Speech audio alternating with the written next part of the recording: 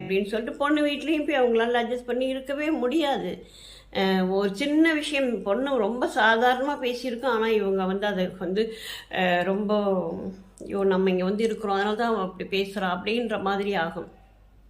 அதே மாதிரி பிள்ளைகிட்ட ஒத்தே வராது. ஏன்னா ஆயிர காலத்துலேயும் சரி பிள்ளையும் அப்பாவும் எலியும் பூனையுமா தான் இருப்பாங்க. எப்பயுமே எல்லா வீட்லேயுமே அது நடந்துக்கிட்ட இருக்கிற ஒரு விஷயம்தான்.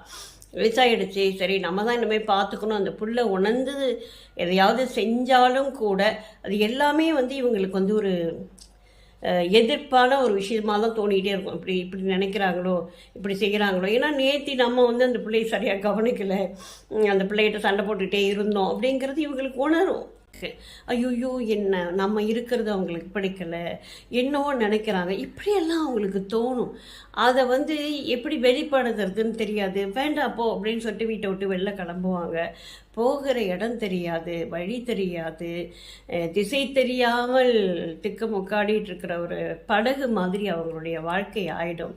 இதையெல்லாம் ஒட்டு மொத்தமாக ஒரு சமூகமும் இவர்களுக்கான ஒரு அங்கீகாரத்தை, இப்போ ஃப்ரான்ஸ்லாம் பார்த்தீங்கன்னா வயதானவர்கள் அப்படின்னு சொன்னால் அவங்களுக்கான மருத்துவ செலவுலேருந்து அவங்களுக்கு எல்லா விஷயங்களையும் கொடுத்து மாதாந்திர பணத்தை கொடுத்து அவ்வளோ விஷயங்களை செய்கிறாங்க.